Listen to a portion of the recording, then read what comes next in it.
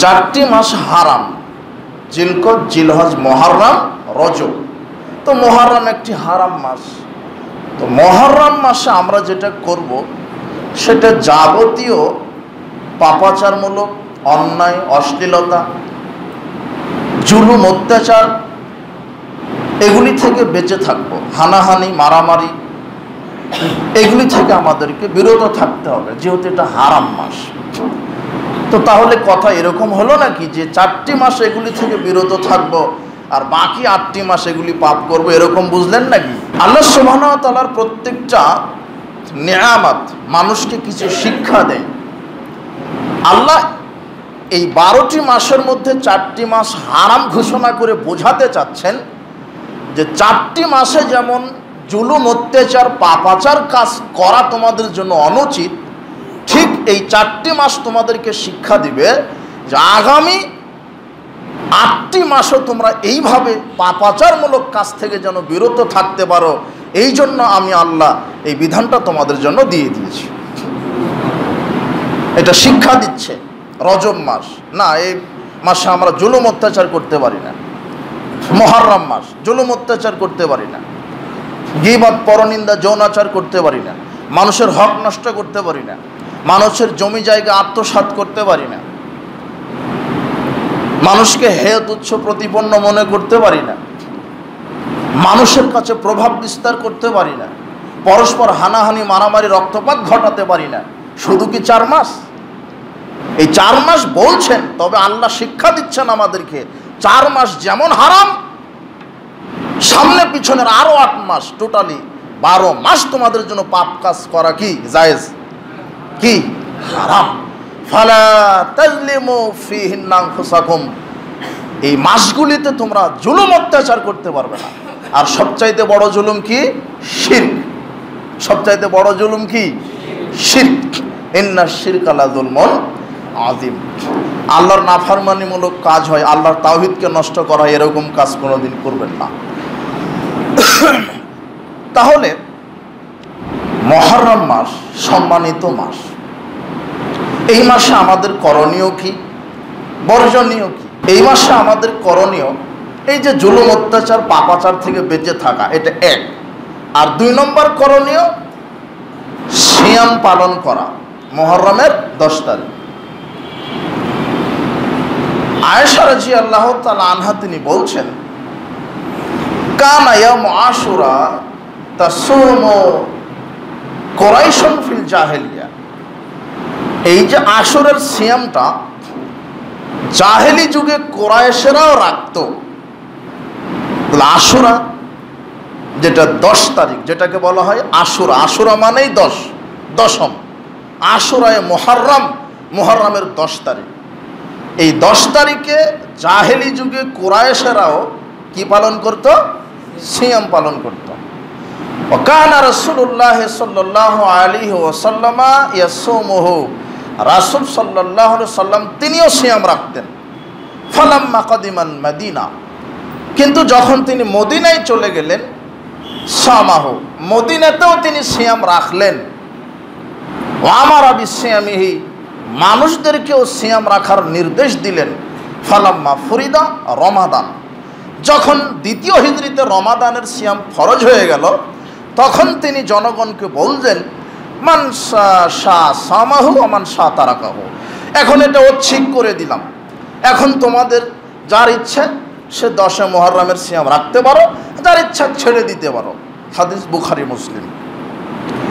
আমরা ধারাবাহিকভাবে কয়েকটি হাদিস এবারত করে আমরা যেটা বুঝি সেটার উপরে অটল থাকতে হবে।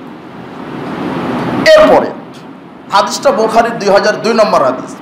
এরপরে 2003 নম্বর হাদিসে মুআবিয়া রাদিয়াল্লাহু তাআলা আনহু তিনি বলছেন, সামি'তু রাসূলুল্লাহ সাল্লাল্লাহু আলাইহি ওয়াসাল্লাম ইয়াকুল, রাসূল সাল্লাল্লাহু আলাইহি ওয়াসাল্লাম একদা বললেন, ইন্না হাযা ইয়াউম আশুরা, আজকে আশুরার দিন। রাসূল সাল্লাল্লাহু আলাইহি ওয়াসাল্লাম জনগণকে বললেন, হে জনগণ, আজকে আশুরার দিন। লাম ইয়াকতুবিল্লাহু আলাইকুম সিয়ামাহু, এই আশুরার সিয়ামকে আল্লাহ তোমাদের উপরে ফরজ করেননি। কাজেই ওয়ানা সায়েম, তবে আমি সিয়াম রেখেছি। ফামান শাআ ফালিয়াসুম ওমান শাহ ফালিউফতির, কাজে তোমাদের যার ইচ্ছা সে সিয়াম রাখতে পারো, যার ইচ্ছা সে সিয়াম নাও রাখতে পারো। তবে আশুরার সিয়াম আল্লাহ তার বান্দাবান্দির উপরে ফরজ করেন নি। এটাও বুখারী মুসলিমের হাদিস। আচ্ছা, আব্দুল্লাহ ইবনে আব্বাস রাদিয়াল্লাহু তাআলা আনহু তিনি বলছেন, হিনা সামা রাসূলুল্লাহ সাল্লাল্লাহু আলাইহি ওয়াসাল্লাম ইয়াউম আশুরা, রাসূল সাল্লাল্লাহু আলাইহি ওয়াসাল্লাম যখন আশুরার দিন সিয়াম রাখলেন, একে তো জুমার দিনে আপনি বসেছেন, জুমার দিন এদিক ওদিক করা যাবে না, কাউকে বলা যাবে না আপনি সংশোধন হন, তাহলে আপনার নেকি নষ্ট হয়ে যাবে, খুব সাবধান। আব্দুল্লাহ ইবনে আব্বাস রাদিয়াল্লাহু তাআলা আনহু বলছেন, রাসূল সাল্লাল্লাহু আলাইহি ওয়াসাল্লাম যখন আশুরার সিয়াম রাখলেন তখন তিনি আমাদেরকেও রাখতে বললেন। তো আমরা বললাম, ইয়া রাসূলুল্লাহ ইন্নাহু ইয়ামুন, এই দিন তো ওই দিন। কোন দিন? ইউআযযিমুল ইহুদ ওয়ান নাসারা, ইহুদি নাসারা মূল্যায়ন করে, এটা তাদের কাছে বড় দিন। তো তাই 10 মুহররম ইহুদি খ্রিস্টানরা মূল্যায়ন করে। লাইন বাকিতু ইলা কাবিলিন লাসুমান্নাত তাসিআ, তবে একটা কথা আমি বললাম, আগামী বছর যদি আমি বেঁচে থাকি তাহলে মুহররমের 9 তারিখে আমি একটা সিয়াম রেখে নিব, তারপরে 10 তারিখ রাখবো। কেন? 9 তারিখ আমি ইহুদি খ্রিস্টানের বিরোধিতা করলাম, আর 10 তারিখে আমি সিয়াম রেখে আল্লাহর শুকরিয়া আদায় করলাম।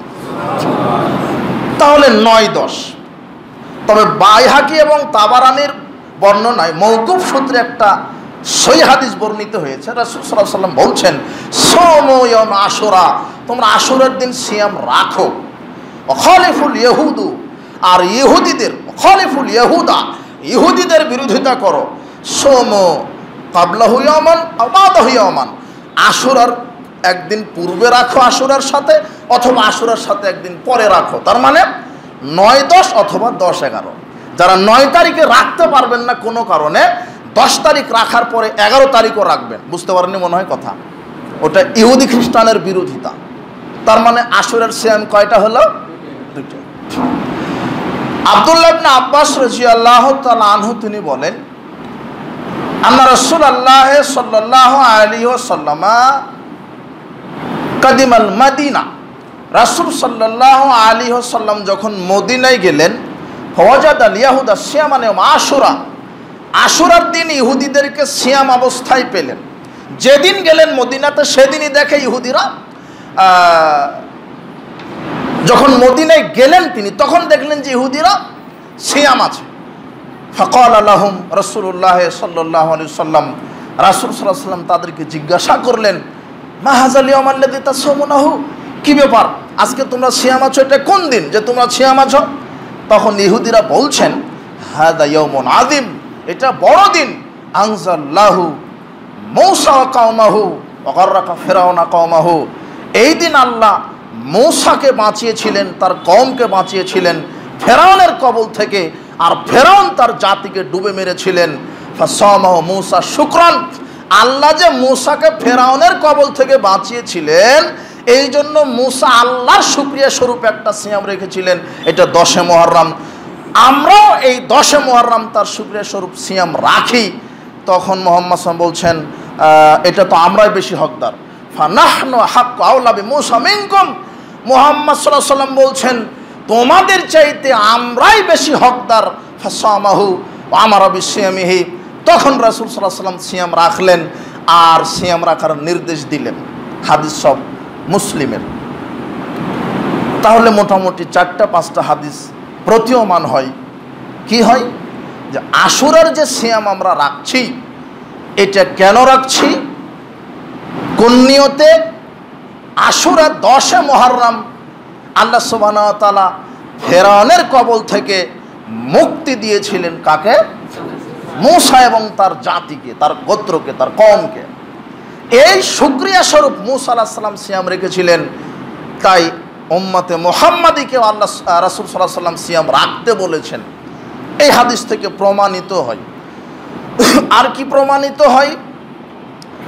এই 10 মুহররমের সিয়াম শুধু মুহাম্মদ সাল্লাল্লাহু আলাইহি ওয়াসাল্লামের শরীয়তে একাই ছিল না, মুহাম্মদ সাল্লাল্লাহু আলাইহি ওয়াসাল্লামের পূর্বে আরো 2 জন নবীর শরীয়তে এই সিয়াম চালু ছিল। কোন সিয়াম? এই 10 মুহররম। 1 মূসার শরীয়তে, 2 ঈসা আলাইহিস সালামের শরীয়তে। বোঝা যায়নি মনে হয়? আমরা যে 10 মুহররমের সিয়াম রাখি এর সাথে মুহাম্মদ সাল্লাল্লাহু আলাইহি সাল্লামের শরীয়তেরও কোনো সম্পর্ক নাই। এখন আপনি উল্টো বুঝলেন নাকি? হ্যাঁ, মুহাম্মদ সাল্লাল্লাহু আলাইহি সাল্লাম রাখতে বলেছেন, অনুমোদন দিয়েছেন, তাই আমরা রাখি। বুঝেননি কথা? 10 মুহররমের সিয়াম রাখা এটা কার শরীয়ত? মুসা আলাইহিস সালামের শরীয়ত। আমাদের জন্য এটা শরীয়ত করে দিয়েছেন কে? মুহাম্মদ সাল্লাল্লাহু আলাইহি সাল্লাম। তাই আমাদের জন্য রাখতে হবে। তো আসলে এই সিয়ামটা কোন নবী থেকে এসেছে? এই কথাটার প্রভাব আপনাকে একটু পরে বোঝাবো। কেননা আমাদের দেশে অধিকাংশ সুন্নি শিয়া যাই বলেন 10 মুহররমের সিয়াম রাখে হুসাইনের শাহাদাতের নিয়তে, যেখানে মুহাম্মাদের সাথে এই সিয়ামের কোনো সম্পর্ক নাই। না, বোঝা গেল না মনে হয়? শাহাদাতে হুসাইন বহু দূরের কথা, এই সিয়াম কার সাথে সম্পর্ক না? মুহাম্মদ সাল্লাল্লাহু আলাইহি সাল্লামের সাথে সম্পর্ক না। এটা কার শরীয়ত? কিন্তু আমাদের জন্য শরীয়ত হয়ে গেছে কার অনুমোদনে? মুহাম্মদ সাল্লাল্লাহু আলাইহি সাল্লামের অনুমোদনে। বুঝেছেন এবার? হুসাইনের শাহাদাত তো বহু দূরের কথা। আরেকটি কথা, 2য় হিজরিত রমাদানের সিয়াম ফরজ হওয়ার পূর্ব পর্যন্ত এই সিয়াম নিয়মিত পালন করতেন। 2য় হিজরিতে যখন রমাদানের সিয়াম ফরজ হলো, তখন এটা জাতির জন্য, উম্মতের জন্য ঐচ্ছিক করে দিয়েছেন। করলে নেকি আছে, না করলে পাপ হবে না, এটা ঐচ্ছিক। এরপরে এই সিয়ামের ফজিলত দেখেন, করবেন না মানে বিরাট ফজিলত। আবু কাতাদা রাদিয়াল্লাহু তাআলা আনহু তিনি বলছেন, রাসূল সাল্লাল্লাহু আলাইহি ওয়াসাল্লাম বলেছেন, সিয়ামু ইয়াউমে আশুরা, আশুরার সিয়াম, 10 মুহররমের সিয়াম, আহতাসিবু আলাল্লাহি আইয়ুকাফিরাস সানাতাল্লাতী ক্বাবলাহু, আমি মুহাম্মদ সাল্লাল্লাহু আলাইহি ওয়াসাল্লাম এটা আশা রাখি, কেউ যদি রাখে তাহলে তার বিগত 1 বছরের সব পাপ আল্লাহ ক্ষমা করে দেবেন। আশুরার সিয়ামের ফজিলত, তাহলে এটা রাখেন।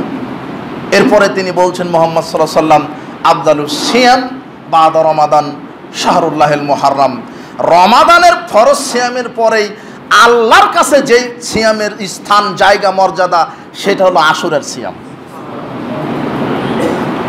তাহলে এটা ফজিলতপূর্ণ সিয়াম। এরপরে আরেকটা বিষয় কি, আমরা যে 6টা 7টা হাদিসের ইবারত করে যেটা বুঝতে পারলাম যে এই সিয়ামটা মূসা আলাইহিস সালাম থেকে ঈসা এবং মুহাম্মদ সাল্লাল্লাহু আলাইহি ওয়াসাল্লাম পর্যন্ত, কিয়ামত পর্যন্ত মানুষ পালন করতে পারবে। আর কি জানলাম? এই সিয়ামের অনেক ফজিলত। আর কি জানা হলো? এই সিয়ামের সাথে হোসেন রাদিয়াল্লাহু তাআলা আনহুর মৃত্যু এবং জন্মের কোনো সম্পর্ক। এটা হয়েছে মূসার জাতিতে ঘটনা ঘটেছে, ফেরাউনকে ডুবে মেরেছেন, মূসা আলাইহিস সালামকে আল্লাহ নাজাত দিয়েছেন তার শুকরিয়া স্বরূপ। এটা কি করে হতে পারে? কারবালার ইতিহাস এখানে নিয়ে আসছেন কেন? যদিচ কালের বিবর্তনে হোসেন রাদিয়াল্লাহু তাআলা আনহু যে কারবালার মাঠে শহীদ হয়েছে, ওটাও মুহররমের কয় তারিখ ছিল? 10 তারিখ। কিন্তু সিয়াম এর নিয়তে নয়, সিয়াম কার নিয়তে? ওই যে মূসার শুকরিয়া, ওই নিয়তে। হোসেন রাদিয়াল্লাহু তাআলা আনহুর জন্ম হলো মদিনায় 4 হিজরিতে। কত হিজরিতে? আর মারা গেলেন ইরাকের কুফায় 61 হিজরিতে। আর মুহাম্মদ সাল্লাল্লাহু আলাইহি ওয়াসাল্লাম মারা গেছেন 11 হিজরিতে। তাহলে 61 থেকে 11 বাদ দেন, কত থাকে? 50। তার মানে মুহাম্মদ সাল্লাল্লাহু আলাইহি ওয়াসাল্লাম মরার কত বছর পরে হুসাইন মারা গেছে? 50 বছর। আর মুহাম্মদ সাল্লাল্লাহু আলাইহি ওয়াসাল্লাম বিদায় হজের ভাষণ যখন দিচ্ছিলেন, তখন আল্লাহ আয়াত নাজিল করলেন, আল ইয়াউমা আকমালতু লাকুম দীনাকুম, দিন পরিপূর্ণ, শরীয়ত পরিপূর্ণ। তো মুহাম্মদ সাল্লাল্লাহু আলাইহি ওয়াসাল্লামের উপরে দিন পরিপূর্ণ হয়েছে। কি করে মুহাম্মদ সাল্লাল্লাহু আলাইহি ওয়াসাল্লাম মরার 50 বছর পরে আবার নতুন করে শরীয়ত হতে পারে?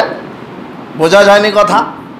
তার মানে এই 10 মুহররম উপলক্ষে বাংলাদেশ, পাক ভারত উপমহাদেশে যা কিছু হয়, যত বাড়াবাড়ি হোসেনের শাহাদাতের নিয়তে কারণে, সবার ভিতরে শিরক আছে, বিদআত আছে, কুসংস্কার আছে। এর সাথে আহলে সুন্নাত জামাত সুন্নিদের কোনো সম্পর্ক নেই। এখানে সুন্নি বলতে বাংলাদেশের মানুষ সুন্নি নাম ব্যবহার করে শিয়াদেরকে সহযোগিতা করার কারণে, সহযোগিতা করার জন্য। মুখে মুখে বলছে সুন্নি, কর্মে কিন্তু তারা শিয়া। কবর পূজারি, মাজার পূজা, এগুলি করা তাদের নীতি আদর্শ। কিন্তু সাহাবাদের কি এগুলি নীতি আদর্শ? জি না। কথাগুলো অস্পষ্ট থেকে যাচ্ছে, তবে সামনে আমরা বিষয়টি স্পষ্ট করার চেষ্টা করব ইনশাআল্লাহ। তাহলে 10-এ মুহররম, তাহলে 10-এ মুহররমে আমরা মানে মুহররমে আমাদের মূল করণীয় আমল দুটো। বলেন তো কয়টা? দুটো। এক, যাবতীয় জুলুম অত্যাচার থেকে বেঁচে থাকতে হবে, এটাও একটা কি আমল। আমরা মনে করি যে সুবহানাল্লাহ বললাম এটা একটা আমল, খারাপ কাজ থেকে বিরত থাকাও যে একটা আমল এটা কিন্তু জানা নাই। সাহাবীগণ বলছেন আল্লাহর নবী আপনি যে বললেন যে প্রত্যেককে দান করতে হবে, তো কারো যদি টাকা না থাকে তো মুহাম্মদ সাল্লাল্লাহু আলাইহি ওয়াসাল্লাম বলছেন ইয়ামাল বিয়াদিহি, তুমি নিজ হাতে কাজ করো, এটা সাদদাকো, এরপরে দান করো। তাহলে কাজ করেও দান করতে হবে। এবার তা যদি কাজের ক্ষমতা যদি না থাকে, আমার কাজ করার ক্ষমতা নাই, তখন তিনি বলছেন যে ভালো কাজের আদেশ দাও। ভালো কাজের আদেশও যদি দিতে না পারি তো মন্দ কাজের নিষেধ করো। মন্দ কাজের নিষেধও যদি না করতে পারি, তখন মুহাম্মদ সাল্লাল্লাহু আলাইহি ওয়াসাল্লাম বলছেন অন্তত তুমি পাপ কাজ থেকে বিরত থাকো, তাহলে আল্লাহ রাস্তায় দান করার নেকি তুমি পাবে। তাহলে শুধু ভালো কাজ করাটাই শুধু নেকির কাজ নয়, খারাপ কাজ থেকে বিরত থাকাও এটাও একটা কি নেকির কাজ, আমল। তাহলে জুলুম অত্যাচার থেকে আমরা বিরত থাকব এই মাস, এবং এই মাসের শিক্ষা নিয়ে আমরা 12 মাসই জুলুম অত্যাচার থেকে বিরত থাকবো। আল্লাহ তুমি আমাদেরকে তৌফিক দান করো, আল্লাহুম্মা আমিন। এটা 1 নম্বর আমল। 2, সিয়াম পালন করা। মুহররমের দ্বিতীয় আমল কি? সিয়াম। 9 এবং 10 অথবা 10 এবং 11। কোন নিয়তে? মূসা আলাইহিস সালামের শুকরিয়ার নিয়তে। বুঝেননি কথা? শাহাদাতে হোসেনের নিয়তে যদি রাখেন তাহলে এটা শরীয়ত হলো না, ওটা বিদাত হলো। আর বিদাত করলে নেকির বদলে কি হয়? পাপ। বিদাত হচ্ছে ভ্রষ্টতা, ভ্রান্ত। শয়তান মানুষকে জাহান্নামে নিয়ে যাওয়ার জন্য অনেক বেদাতি আমল চালু করে রেখেছে। আর আপনার ঈমানকে নষ্ট করার জন্য আপনার অন্তরে কুফর, মুনাফিকি, শিরক, তাগুত ঢুকিয়ে দিয়েছে। খুব সাবধান, হিসাব করে সামনে পা বাড়াবেন। শয়তান আমাদের ঘোর শত্রু, চিরশত্রু। সবচাইতে বড় শত্রুকে শয়তান। আপনার ঈমানকে নষ্ট করবে, আপনার আমলকে নষ্ট করবে। বলছিলাম যে আশুরার এই দুটো আমল মনে রেখে আল্লাহ আমাদেরকে এই দুটো আমল করার তৌফিক দান করুন, আল্লাহুম্মা আমিন। এখন আসেন যে আশুরা সম্পর্কে আমাদের দেশে কি কুসংস্কার আছে, কি বেদাত হয়, কি শিরক হয়, এর থেকে করণীয় বর্জনীয় কি আমরা একটু আলোকপাত করার চেষ্টা করি।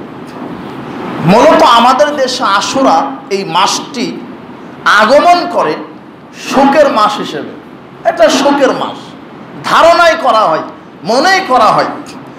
মিডিয়ায়, অফিস আদালতে, কল কারখানায়, পত্র পত্রিকা, স্কুল কলেজ বিশ্ববিদ্যালয় সব জায়গাতে এটাই বোঝানো হয় যে আশুরা মানে কারবালার মর্মান্তিক ঘটনা, আশুরা মানে এটা শোক প্রকাশ করতে হবে।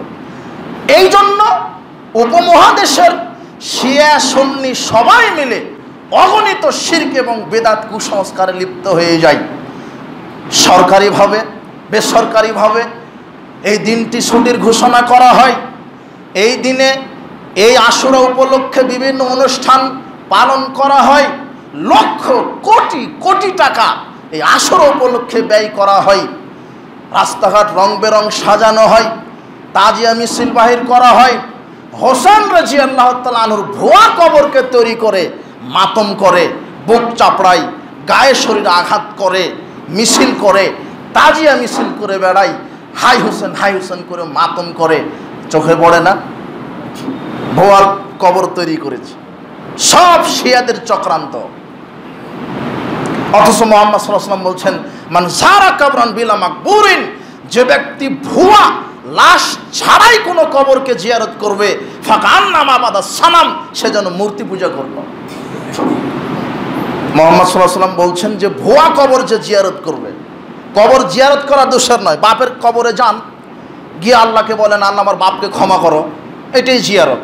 জিয়ারত করলে হয় কি, মৃত ব্যক্তি কিছু দোয়ায় উপকৃত হয়, আর নিজের ভয় ভীতি আসে, মৃত্যু স্মরণ হয়, জাহান্নামের শাস্তির কথা স্মরণ হয়, এটা জিয়ারত। তো জিয়ারত করার সমস্যা নেই। সেটা যদি আসল কবর হয়, তো আপনি ভুয়া কবর তৈরি করে মাতম করছেন। অথচ মুহাম্মদ সাল্লাল্লাহু আলাইহি ওয়াসাল্লাম বলছেন কেউ যদি লাশ ছাড়াই ভুয়া কবরকে জিয়ারত করে, সে কি পূজা করলো? মূর্তি পূজা করলো। এই দিনে কত শিরক বিদআত কুসংস্কারে জড়িত হয় মানুষ, লাঠি তীর বল্লম নিয়ে ওই যে কারবালার যুদ্ধের মহড়া দেয়। এদেরকে বোঝানো হয়েছে আশুরা মানে কারবালার ইতিহাস, অথচ প্রকৃত সত্যটা কি? আশুরা মানে কি? মুসা আলাইহিস সালামকে আল্লাহ বাঁচিয়ে দিয়েছিলেন সেই ইতিহাস। আমরা কারবালার ইতিহাসকে অস্বীকার করছি না, এটা ঘটেছে। আহলে সুন্নাহ ওয়াল জামাতের যারা মুহাদ্দিস আলেম, যারা সাধারণ মানুষ, সবারই অন্তর বিগলিত হয়, ব্যথিত হয়, আমরা দুঃখ প্রকাশ করি, এটা সন্দেহ নাই। কিন্তু আশুরা মুহররম উপলক্ষে যে বাড়াবাড়ি, শাহাদাতে হুসাইনের নামে, কারবালার নামে যা কিছু করা হচ্ছে সব শরীয়ত বিরোধী, কোরআন সুন্নাহ সাহাবাদের এগুলি এর সাথে কোনো সম্পর্ক নাই, এটা আমি বোঝাতে চাচ্ছি। কত শিরক বিদআত কুসংস্কার সমাজে চালু আছে এই কারবালার ঘটনাকে কেন্দ্র করে। হোসেন রাদিয়াল্লাহু আনহুর কোলে শিশু তীর লেগে মারা গেল, পানির অভাবে মারা গেল, এই ইতিহাস নিয়ে এসে আপনি আশ্চর্য হবেন। এই 10 মুহররম এত বাড়াবাড়ি এই দেশের মানুষ, পাক ভারত উপমহাদেশের মানুষ করে যে হোসাইনের নামে কেক রুটি বানিয়ে এটা বরকতের পিঠা বানাই, বেশি দামে বিক্রি করো, ওটা খেলেই বরকত হবে, অথচ বরকতের মালিককে হোসাইনের নামে মোরগটা পুকুরে ছেড়ে দেওয়া হয়, আর ওই মোরগ যে ধরতে পারবে সেই বরকত ধরতে পারলো। এই জন্য যুবক যুবতী ল্যাংটা হয়ে পুকুরে হরি খেলে, নাউজুবিল্লাহি মিন জালিক। কি দেখবেন আপনি? সব কুসংস্কার, শিরক বিদআত, আকীদা, শুধু শয়তান এগুলি তৈরি করেছে আপনার ঈমান আমলকে ধ্বংস করার জন্য। এমন কি এটা যে কত বড় শোকের মাস তাদের কাছে, এই মাসে বিবাহ শাদী দেওয়াকে তারা হারাম মনে করে। বাচ্চা যদি কান্না করতে করতে মারাও যায় তাহলে দুধ দেওয়াকে হারাম মনে করে। কেন? ওই যে হুসাইনের কোলে ছোট্ট শিশুটা তীর লেগে মারা গেছে, পানির অভাবে মারা গেছে, এমনকি এই দিনে অনেকে পানি পান করাও হারাম মনে করে। কত বাড়াবাড়ি। আর আয়েশা রাদিয়াল্লাহু তাআলা আনহাকে শিয়াদের একটা ইমাম বাড়া আছে, সেখানে একটা বকরি বেঁধে রাখে, তারা বকরি বেঁধে রেখে লাঠি দিয়ে তাকে পিটাই। ওই বকরিটা হলো কে? আয়েশা। তাদেরকে জিজ্ঞাসা করা হয় কেন?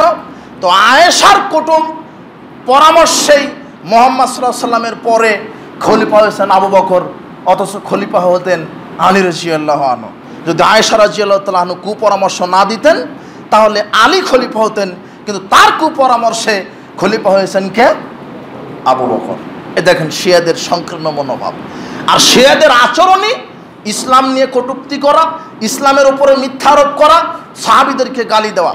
তাইমা ইবনে তাইমিয়া বলছেন, আরাফিজাতু আযদাবুন নাস, ইসলামের উপরে যত মিথ্যা আরোপ করেছে ইহুদি খ্রিস্টান যত জাতি আছে, সব জাতির চেয়ে ইসলাম নিয়ে সবচেয়ে বেশি খেলতামাশা মিথ্যারোপ ছড়িয়েছে এই রাফেজি শিয়ারা। শিয়ারা যত মিথ্যারোপ করেছে এর চাইতে বেশি মিথ্যারোপ কেউ করেনি। কেন? শিয়ারা মাত্র 5 জন সাহাবীকে বাদ দিয়ে যত সাহাবী আছে সব সাহাবীকে কাফের মনে করে। আবু বকর কাফের, উসমান কাফের, আলী, উমর ইবনুল খাত্তাব তিনি কাফের, যত আছে ফাতেমা, হাসান, হুসাইন, আলী, এই কয়েকজন ব্যতীত সব সাহাবীকে শিয়ারা কি মনে করে? কাফের। তাদের কুকুরের নাম রাখে আবু বকর, কুকুরকে দেখলে বলে ওই যে আবু বকর, নাউজুবিল্লাহি মিন জালিক। টয়লেটের ভিতরে সাহাবীদের নাম লিখে রাখে। তাদের কত সংকীর্ণ চিন্তাধারা, ইসলাম নিয়ে কত কটূক্তি, কত মিথ্যা আরোপ। তারা আয়েশা রাদিয়াল্লাহু তাআলা আনহাকে জেনাকারিনী মহিলা হিসেবে বিশ্বাস করে। ওই যে ইফকের ঘটনায় আটকা পড়ে গেল, তো বলছে ওই যে পুরুষের জেনায় লিপ্ত হয়েছে। এখান থেকে আর একটা দলিল পাওয়া যায়, যারা বলছে যে মুহাম্মদ সাল্লাল্লাহু আলাইহি ওয়াসাল্লাম গায়েব জানেন। তো কই, মুহাম্মদ সাল্লাল্লাহু আলাইহি ওয়াসাল্লাম যদি গায়েব জানতেন তাহলে তখনই তো বলে দিতেন, না না না না না আমি তো গায়েব জানি, আয়েশার জেনা করেনি। কিন্তু দীর্ঘ কয়েকদিন অপেক্ষা, 1 মাস অপেক্ষা করে আল্লাহ সুবহানাহু ওয়া তাআলা আয়েশা রাদিয়াল্লাহু তাআলা আনহার সতীত্বের সার্টিফিকেট দিতে গিয়ে কোরআনে কারিমের 10টা আয়াত নাজিল করে দিলেন। ইফকের ঘটনাতে আয়েশা রাদিয়াল্লাহু তাআলা আনহার গলার হাড় হারিয়ে গেল। তো রাসূল সাল্লাল্লাহু আলাইহি ওয়াসাল্লাম যদি গায়েব জানতেন তো বলে দিতেন, তো ওই যে যাও উটের পিঠের তলে পড়ে আছে, বলতে পারতেন না? তো সন্ধ্যা পর্যন্ত খোঁজাখুঁজি করা লাগলো কেন? তার মানে পৃথিবীতে কোনো মানুষ, নবী, রাসূল, ওলি, যে যত বড় হোক, কারো গায়েব জানা নাই। গায়েবের চাবি কার হাতে? নবী রাসূলগণ অতটুকুন গায়েব জানে যতটুকুন কে জানিয়েছে? আল্লাহ। বলছিলাম যে শিয়ারা এই মিথ্যারোপ করেছে ইসলামের উপরে, তারা আজও এই ইরানের এই রাফেজি শিয়ারা, আহা, এই কয়েকদিন আগে ইরানের কে মারা গেল? হ্যাঁ, প্রেসিডেন্ট। এই মারা যাওয়াতে ঘটনা আরো স্পষ্ট হয়েছে কত শিয়া প্রীতি বাংলাদেশে বাস করে, আল্লাহ ধরিয়ে দিয়েছে, তাই না? আপনি মহব্বত করেন ইরানকে, ইমাম খোমেনি মারা গেল, আপনি শোক দিবস পালন করেন, আপনি মুনাফিক। মান তাশাব্বাহা বিকওমিন ফাহুয়া মিনহুম। যদি আপনি শিয়াদের প্রতি কোনো প্রীতি ভালোবাসা থাকে, আপনি অটো শিয়া হয়ে যাবেন। আর তুমি ফুটবলে বাছাই করেছো তুমি ইহুদি খ্রিস্টানকে, তোমার মেসি হলো মডেল, নেইমার হলো মডেল, গাধা। তোমার মাটির নিচে যা ভালো কাপুরুষ, তোমার শরীরে কি আছে তোমার? যারা ইহুদি, যারা খ্রিস্টান, যারা তোমাকে যদি পায় তাহলে তোমার ক্ষতি করবে, তোমার ইসলামের ক্ষতি করবে। তুমি কি করে ইহুদি খ্রিস্টানকে বন্ধু হিসেবে গ্রহণ করো? তোমার চুলটা হলো তাদের মতো, তোমার প্যান্ট পাজামা তাদের মতো, তুমি তাদেরকে মডেল হিসেবে গ্রহণ করো। অথচ আল্লাহ সুবহানাহু ওয়া তাআলা বলছেন, লা তাত্তাখিজুল ইয়াহুদা ওয়ান নাসারা, ইহুদি খ্রিস্টানকে বন্ধু মেনো না। শোনো, বিচার মাঠে যদি তাদের সাথে তোমার হাসর হয় তাহলে তুমি কি করবে? আর তুমি কত খারাপ, তুমি ফজরের সালাতে 4টায় জামাতে উঠতে পারো না, আর তুমি ফুটবল খেলার জন্য রাত 3টায় উঠতে পারো, তুমি কত বড় মুনাফিক। তোমার জন্যই বিচারের মাঠ। তুমি আজকে তওবা করে, ওরাই শিয়াদের চক্রান্তে তোমার ঈমানকে নষ্ট করার জন্য কত ফাঁদ তারা পেতে রেখেছে। বলছিলাম যে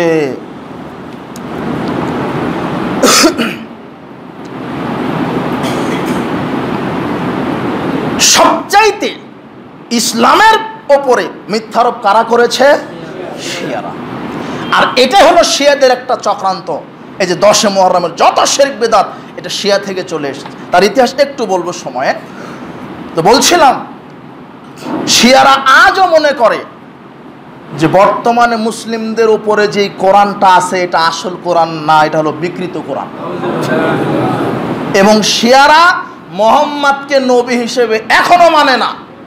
তারা বলে যে জিবরাইলকে আল্লাহ বলেছিলেন সূরা আলাকের 5 আয়াত দিয়ে যে আলীর উপরে নাজিল করো, কিন্তু জিবরাইল ভুল করে মুহাম্মাদের উপরে নাজিল করেছে, তাই মুহাম্মদ ভুলে নবী হয়েছে। আসলে নবী হওয়ার যোগ্যতা মুহাম্মাদের না, নবী হওয়ার যোগ্যতা হলো আলীর।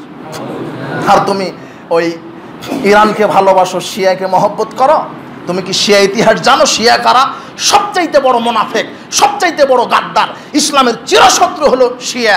আর তুমি তাদের প্রতি ভালোবাসা মহব্বত দেখাও। আর একজন বলছে ইরান হলো সবচাইতে ভালো দেশ। কেন?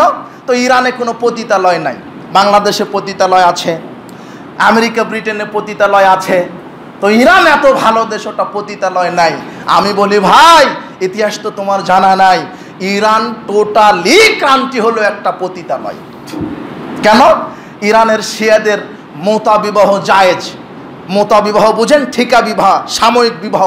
আপনি চলে গেছেন চট্টগ্রাম 10 দিনের সফরে, ওখানে গিয়ে একটা নারীকে বিবাহ করতে পারবেন 10 দিনের জন্য। যখন চলে আসবেন তালাক দিয়ে চলে আসবেন, এটা হলো মোতা বিবাহ।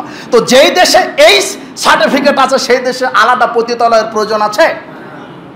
বুঝতে পারোনি তুমি? টোটাল দেশটাই পতিতালয়।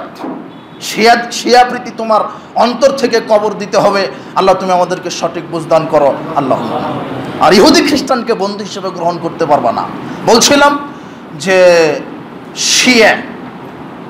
শিয়াদের আর একটা আকিদা কি?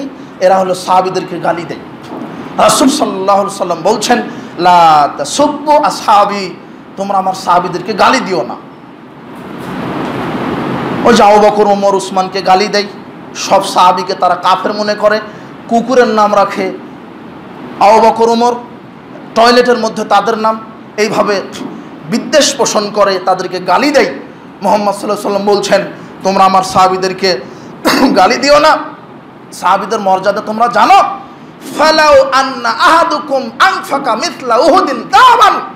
মুহাম্মদ সাল্লাল্লাহু আলাইহি সাল্লাম বলছেন, শোনো, সারা পৃথিবীর সব মানুষ তোমাদের মধ্যে কেউ যদি উহুদ পাহাড় পরিমাণ স্বর্ণ দান করে, মা বালাগা মুদ্দাওয়ালা নাসিফাহু, একজন সাহাবী যদি 1 মুদ অথবা অর্ধ সিকিসা যদি গম দান করে, তোমরা একটা উহুদ পাহাড় সমপরিমাণ স্বর্ণ দিয়ে সেই নাকি কামাই করতে পারবে না। তার মানে আপনার উহুদ পাহাড় সমান স্বর্ণ দান করা আর একজন সাহাবীর 1 সিকি গমের দানা দান করা, আল্লাহর কাছে এই গমের দানার দানটাই সাহাবীদের নেকিটা আল্লাহর কাছে বেশি। সুবহানাল্লাহ। এটা সাহাবীদের মর্যাদা। আর আপনি সাহাবীদেরকে গালি দেন, তাদেরকে সমর্থন করেন, আপনার লজ্জা হওয়া উচিত। তাই তো বলি, যুবক, মাটির নিচে থাকো, মাটির উপরে থাকো না। তুমি আগাছা, তুমি মুসলিম, তোমার বাপ মুসলিম, তুমি তাদেরকে সমর্থন করো কি করে? ইহুদি খ্রিস্টানকে মহব্বত করো কি করে? আল্লাহ তোমাকে সঠিক বুঝদান করুন। আল্লাহ আমিন। বলছিলাম যে শিয়া প্রীতি ছাড়তে হবে। তাদেরই সমাজে আজকে এই অগণিত শিরক বেদাতের যেই ফাঁদ তারা পেতেছে, এটা শয়তান মাধ্যমে শিয়াদের চক্রান্ত। ইতিহাস অনেক লম্বা। খারেজিদের উত্থান হলো, ওমরকে হত্যা করা হলো, উসমানকে হত্যা করা হলো, আলীকে হত্যা করা হলো। আলীর হত্যাকাণ্ড আপনাকে বলতে চাচ্ছিলাম, যদি তো সময়ের অসঙ্গতি, সময় সংকীর্ণ, তবে আপনাকে একটা কথা বলি যে আশুরা সম্পর্কে যত শিরক বেদাত চালু হয়েছে সব শিয়াদেরই চক্রান্ত। কেন ইসলামকে নিয়ে সবচেয়ে বেশি মিথ্যারোপ করেছে কারা? শিয়ারা। এরপর 352 হিজরিতে 10 মুহররম, কত হিজরি? এই যে কারবালার ইতিহাসকে নিয়ে 10 মুহররমের যে শিরক বেদাত, এটা চালু করেছে 352 হিজরির পূর্বে এটা ছিল না, 352 হিজরির পরে আব্বাসীয় খলিফা মুতি বিন মুক্তাদির তার শাসন আমলে আহমদ বিন বুইয়া দাইলামি, এই লোকটা মইজুদ্দৌলা, ওরফে তার নাম মইজুদ্দৌলা অনেকে বলেছেন, এই লোকটা 352 হিজরিতে এই 10 মুহররম এই শিরক বিদআতগুলি চালু করে।